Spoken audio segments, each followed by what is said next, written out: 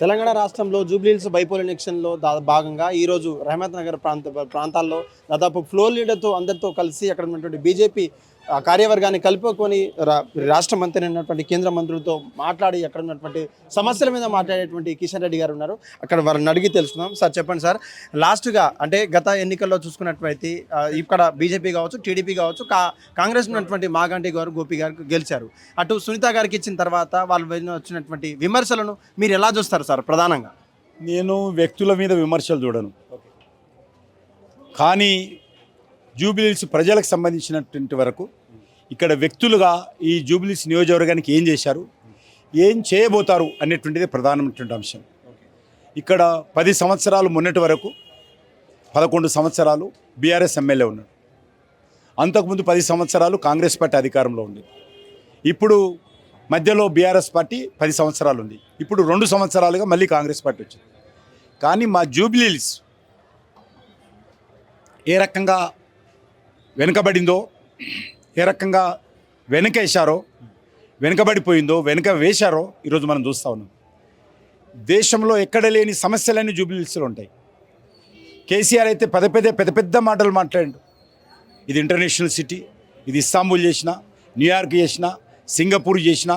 కేటీఆర్ అయితే ఎంత పొంకనాలు కొట్టిండో మనం చూసాం. కానీ ఈరోజు ఈ యొక్క సిటీ ఏ రకంగా ఉందో మరి కేసీఆర్ చెప్పాలా, కేటీఆర్ చెప్పాలా. అదే కాకుండా 2 సంవత్సరాలుగా అధికారంలోకి వచ్చినటువంటి ఈయన కూడా నేను లండన్ లాగా నాలా డెవలప్ చేస్తా, లండన్ చూసి వచ్చాడు, హైదరాబాద్ ఎట్లా చేయాలో. ఇదేం చేయడానికి సమస్య లేదా? ఆయన లేని కొత్త సిటీ అంటున్నాడు. ఏం city? Future city. Future city సంగతి దేవుడేరుగా, ఉన్న సిటీ సంగతి చూడు. ఉన్న సిటీలో డ్రైనేజ్ ఏ రకంగా ఉందో చూడు. ఫ్యూచర్ సిటీ సంగతి దేవుడేరుగా. ఇక్కడ మరి కనీసం రోడ్లు లేవు, వీధి లైట్లు లేవు, పార్కు లేదు, స్కూళ్ళు లేవు, పెన్షన్స్ లేవు. మహిళలకు ఇస్తానటువంటి నెలకు 2,500 రూపాయలు ఇంతవరకు ఇవ్వలేదు. నిరుద్యోగ యువకులకు ఇస్తానటువంటి 4,000 రూపాయలు ఇవ్వలేదు. ఆడబిడ్డలకు ఇంతవరకు తులం బంగారం ఇవ్వలేదు. స్కూల్కి వెళ్ళే అమ్మాయిలకు ఇంతవరకు స్కూటర్ ఇవ్వలేదు. దళితులకు 12 లక్షల రూపాయలు ఇవ్వలేదు. బీసీలకు 1,00,000 కోట్లు ఇంతవరకు స్టార్ట్ కాలేదు. ఏం చేసామని ఈరోజు ఫ్యూచర్ సిటీ కడతా ఉన్నారు? ఏం చేస్తామని కాంగ్రెస్ పార్టీ కోటేయాలి? రిటైర్ అయినటువంటి ఉద్యోగస్తులకు రిటైర్మెంట్ బెనిఫిట్స్ కూడా ఇవ్వలేనటువంటి పరిస్థితుల్లో ఈరోజు కాంగ్రెస్ పార్టీ ఉంది.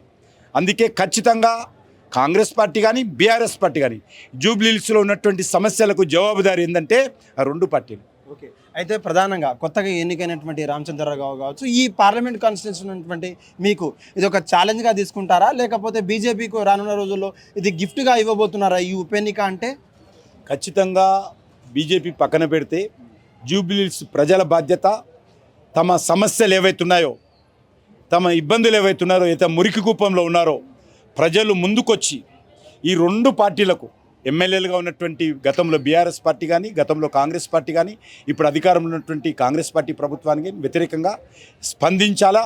ఈ 2 పార్టీలకు బుద్ధి చెప్పాలా. దీనికి తోడు కాంగ్రెస్ ముసుగులో వస్తున్నటువంటి మజ్లిస్ పార్టీ కూడా అడ్డుకట్ట వేయాలి. అడ్డుకట్ట వేయకపోతే ఇక్కడ ఎగిరేది తర్వాత ఇప్పుడు మరి కాంగ్రెస్ ముసుగులో మజ్లిస్ పార్టీ జెండా ఎగురుతున్నది. రానున్న రోజుల్లో మరి మజ్లిస్ పార్టీ జెండా నేరుగా ఎగరేసేటువంటి ప్రమాదం ఉన్నది. ఈ ప్రమాదం నుంచి జూబ్లీహిల్స్ను, హైదరాబాద్ను రక్షించాలి. పాత నగరానికి పరిమితం కాలేదు, కుట్రలు చేస్తూ ఉన్నది ఈరోజు న్యూ సిటీకి. ఆ తర్వాత తెలంగాణలో కబ్జా చేసుకోవడం కోసం మజ్లిస్ పార్టీ ప్రయత్నం చేస్తూ ఉంది. అయితే మజ్లిస్ పార్టీ అధ్యక్షుడైనటువంటి ఓఐసీసీ కూడా బీజేపీతో ఉన్నటువంటి సత్సంబంధాల మేరకే ఈరోజు నామినేషన్ వేయలేదు. తనకున్నటువంటి క్యాండిడేట్ కూడా లేకపోవడం జరిగింది. మైనారిటీ అంటే ఓటర్లు కావచ్చు, లేదంటే ముస్లిం ఓటర్లు ఎక్కువగా ఉన్నటువంటి ఈ జూబ్లీహిల్స్లో కేవలం బీజేపీకే, బీఆర్ఎస్కి, కాంగ్రెస్కి పోటీనా?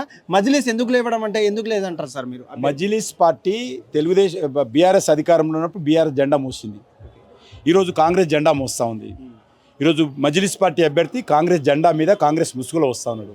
ఇక్కడ బీజేపీని ఓడించాలని మజ్లిస్ పార్టీ కుట్ర చేస్తూ, మజ్లిస్ పార్టీ పరోక్షంగా ప్రత్యక్షంగా ఈరోజు గతంలో బీఆర్ఎస్ పార్టీతోటి, ఈరోజు కాంగ్రెస్ పార్టీతోటి కాపురం చేస్తూ బీజేపీ ఎదుగుదలను అడ్డుకునేటువంటి కుట్ర చేస్తూ ఉంది. కాబట్టి జూబ్లీహిల్స్ ప్రజలు ఈ కుట్రను కూడా మరి బహిర్గతం చేసి, ఈ కుట్రను కూడా ఖచ్చితంగా అర్థం చేసుకొని మజ్లిస్ పార్టీ కూడా బుద్ధి చెప్పాల్సిందే కోరుతా ఉన్నాను. బీఆర్ఎస్ లో ఉన్నటువంటి సంక్షేమ పథకాలు కావచ్చు, లేదంటే ఇప్పుడు ఉన్నటువంటి 6 గ్యారెంటీల పేరు మీద అటు బీఆర్ఎస్ కావచ్చు, కాంగ్రెస్ వెళ్తా ఉంది. బీజేపీకి ఏముందని ముందుకెళ్తా ఉందంటే ప్రజలకు చెప్పాల్సినటువంటి ఏంటి సార్? కేవలం సెంట్రల్ పార్క్స్ ఏనా, లేదంటే ఇక్కడ జూబ్లీహిల్స్ ప్రజల్లో ప్రతి ఇంటికి వెళ్ళాను నేను. మోడీ గారు ఇస్తున్నటువంటి బియ్యం అందుతున్నాయని అడిగాను. ప్రతి ఒక్కరు కూడా జూబ్లీహిల్స్లో ఉన్నటువంటి పేద బస్తీలు, అదేవిధంగా మురికివాడల్లో ప్రతి ఇంటికి మోడీ గారు ఇస్తున్నటువంటి బియ్యం అందుతున్నాయి. ఇక్కడ బస్తీలలో పోయి పొదుపు సంఘాలను అడిగాను, మోడీ గారు ఇస్తున్నటువంటి బ్యాంకు లోన్లు అందుతున్నాయా మీకు? చెప్పారు. ఒకరొకరు 18 లక్షలు, 20 లక్షలు, 15 లక్షలు కూడా బ్యాంకు లోన్ తీసుకున్నారు. కాబట్టి ఇక్కడ ఏదైనా పథకము సమర్థవంతంగా మరి ఈరోజు అమలు జరుగుతున్నదంటే మోడీ గారి పథకాలే అమలు జరుగుతూ ఉన్నాయి. ఇక్కడ కాంగ్రెస్ పార్టీ ఇస్తానన్నటువంటి పెన్షన్లు, కొత్త పెన్షన్స్ రాలేదు. 2000 పెన్షన్ 4000 చేయలేదు. మహిళలకు నెలకు 4000 రాలేదు. నిరుద్యోగ యువకులకు 4000 రాలేదు. మహిళలకు 2500 రాలేదు. తులం బంగారం రాలేదు. మహిళలకు స్కూటీలు రాలేదు. మరి అదేవిధంగా దళిత కుటుంబాలకు 12 లక్షలు రాలేదు. బీసీలకు 1,00,000 కోట్లు రాలేదు. ఈ రకంగా అన్ని రకాలుగా కాంగ్రెస్ పార్టీ ఇచ్చినటువంటి హామీలు అమలు చేయనటువంటి కాంగ్రెస్ పార్టీ ఇక్కడ ఓటు అడిగేటువంటి నైతిక హక్కు లేదు. ఇక్కడ నిరుద్యోగ భృతి ఇచ్చేంత వరకు ఓటు అడగొద్దు. ఫైనల్ క్వశ్చన్, బీసీ రిజర్వేషన్ పట్ల మాకున్నటువంటి చిత్తశుద్ధి బీజేపీకి కావచ్చు, బీఆర్ఎస్కి మాతో కలిసి రావడం లేదు. కేంద్రంలో ఉన్నటువంటి వాళ్ళు కూడా మాకు స్థానికంగా సపోర్ట్ చేస్తలేదు. కానీ తీరా చూస్తే బీజేపీ నుంచి రెడ్డి క్యాండిడేట్ కావచ్చు, లేదంటే అక్కడ నుంచి ఇప్పుడు ఉన్నటువంటి, కానీ కాంగ్రెస్ మాత్రం బీసీ అభ్యర్థికి ఇచ్చిళ్ళు. దీన్ని మీరు నిజంగా ఓటమని చెప్పుకుంటారు? నిజంగా బీసీ అంటే పెద్ద బీసీ దేశంలో ఎవరంటే నరేంద్ర మోడీ గారు. స్వాతంత్రం వచ్చిన తర్వాత మేము గత 11 సంవత్సరాలుగా ఈ దేశానికి ఒక బీసీ ప్రధానమంత్రి చేసినాం. మీ ముఖాలకు అనేక సంవత్సరాలు పరిపాలించారు కదా, 50 సంవత్సరాల పాటు ఏరైనా బీసీని ప్రధానమంత్రి చేయాలని ఆలోచించిందా? ఇదే తెలంగాణలో స్వాతంత్రం వచ్చినప్పటి నుంచి ఇప్పటి వరకు అనేక సార్లు కాంగ్రెస్ ముఖ్యమంత్రులు అయ్యారు కదా, ఏ రోజైనా బీసీ ముఖ్యమంత్రి చేశారా? మీ ముఖాలకు. ఈరోజు మేము ప్రధానమంత్రిగా మేము మొదటిసారి అవకాశం వస్తే ఒక మైనార్టీ అబ్దుల్ కలాం గారిని రాష్ట్రపతిగా చేశాం. మా ప్రధానమంత్రి గారు ఆ రోజు వాజ్పేయి గారు మరి మైనార్టీ వ్యక్తిని అబ్దుల్ కలాంను రాష్ట్రపతి చేశాం. మోడీ గారు ప్రధానమంత్రి అయిన తర్వాత ఒక దళితుని మేము మొదటి రాష్ట్రపతిగా చేశాం. రెండోసారి మాకు అవకాశం వస్తే మోడీ గారు ఉన్నప్పుడు మళ్ళీ ఒక ట్రైబల్ను రాష్ట్రపతిగా చేశాం. మాకు నీతులు చెప్పాల్సిన అవసరం లేదు. ఈరోజు కాంగ్రెస్ పార్టీ ఈరోజు ప్రతిపక్షంలో ఉండి ప్రజల ఆదరణ కోల్పోయి ఏదో రకంగా కుట్రలో కుతంత్రంలో భాగంగా అనేక రకాల మరి మాటలు మాట్లాడుతున్నారు తప్ప మేము మనస వాచ సామాజిక న్యాయం చేసేటువంటి ఏకైక పార్టీ మా పార్టీ. గతంలో ఇక్కడ ఈ అభ్యర్థి పోటీ చేశాడు కాబట్టి ఆ అభ్యర్థి ఓడిపోయిన తర్వాత కూడా బీజేపీ తరఫున ప్రజల్లో కార్యకర్తల మధ్యలో సమస్యల పరిష్కారం కోసం అనేక ఉద్యమాలు చేస్తూ తిరుగుతున్నాడు కాబట్టి ఆయన పెట్టాను తప్ప మేము ఏదో రకంగా మేము సామాజిక న్యాయం కోసం శాసనసభలో కూడా బీసీ బిల్లుకి అనుకూలంగా ఓటేసినటువంటి party Bharatiya Janata party. Thank you sir, thank you so much. Right, ఇది పరిస్థితి. తెలంగాణ రాష్ట్రంలో వస్తున్నటువంటి ఉప ఎన్నిక హోరాహోరీగా జరుగుతుందని చెప్పొచ్చు.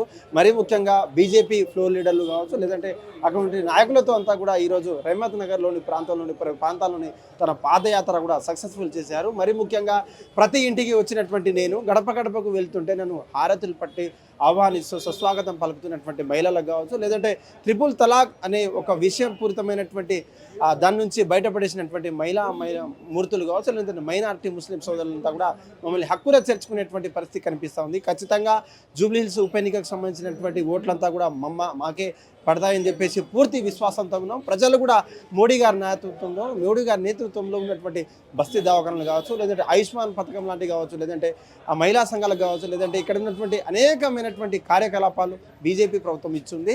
అమృత్ భారత్ పథకం లాంటివి కావచ్చు, ఆయుష్మాన్ భారత్ అనేక పథకాలు కేవలం బీజేపీ వల్ల అవుతుంది. రేషన్ బియ్యంతో పాటు సరఫరా చేసేటువంటి బీజేపీ ప్రభుత్వాన్ని ఎలా మరుస్తారంటూ కూడా చెప్తున్నటువంటి పరిస్థితి కనిపిస్తుంది. ఏది ఏమైనప్పటికీ ఇటు నూతనంగానేటువంటి రామచంద్రరావు గారు కావచ్చు, లేదంటే పార్లమెంట్ కాన్స్టిట్యున్సీ ఉన్నటువంటి కిషన్ రెడ్డి కావచ్చు, ఇది ఒక ఛాలెంజ్గా ఉన్నప్పటికీ ఈ ఛాలెంజ్గా తీసుకొని మేము గెలిచి చూపిస్తామంటూ తన మాటలో వారు చెప్తున్నటువంటి పరిస్థితి కనిపిస్తూ ఉంది. కెమెరామెన్ భానుతో కలిసి సురేష్ హిట్టీవీ, రహమత్ నగర్ నుంచి. హిట్ టీవీ యాప్, ఇందులో short news, live news, entertainment shows, movies, digital magazines తో పాటు మీ జిల్లా వార్తలను కూడా ఫ్రీగా చూడొచ్చు. ఇంకెందుకు ఆలస్యం, వెంటనే హిట్ టీవీ యాప్ ని డౌన్లోడ్ చేసుకుని ఫ్రీగా ఎంటర్టైన్మెంట్ పొందండి. Hit TV app. Hit TV app. Please download Hit TV app. Hit TV యాప్ని ఫ్రీగా డౌన్లోడ్ చేసుకొని ఎంజాయ్ చేయండి. మీకు నచ్చిన ఎంటర్టైన్మెంట్ కోసం హిట్ టీవీ యాప్ ని ఫ్రీగా డౌన్లోడ్ చేసుకుని ఎంజాయ్ చేయండి. హిట్ టీవీ యాప్ని డౌన్లోడ్ చేసుకుని ఆస్వాదించండి, ఆశీర్వదించండి. ఇంతమంది సెలబ్రిటీలు హిట్ టీవీ యాప్ ని డౌన్లోడ్ చేసుకోండి అని చెప్తున్నారంటే ఎంత మంచి యాప్ ఆలోచించండి. అమెరికా అమెరికా అమెరికా అమెరికాలో చదవాలనుకునే వాళ్ళకి విశ్వసనీయమైన పేరు మన శౌర్య కన్సల్టెన్సీ. UK లో 1 year masters. UK లో 1 year masters. 2 years work permit up to 5 years visa. Contact Saurya Consultancy. Contact 89851 89851.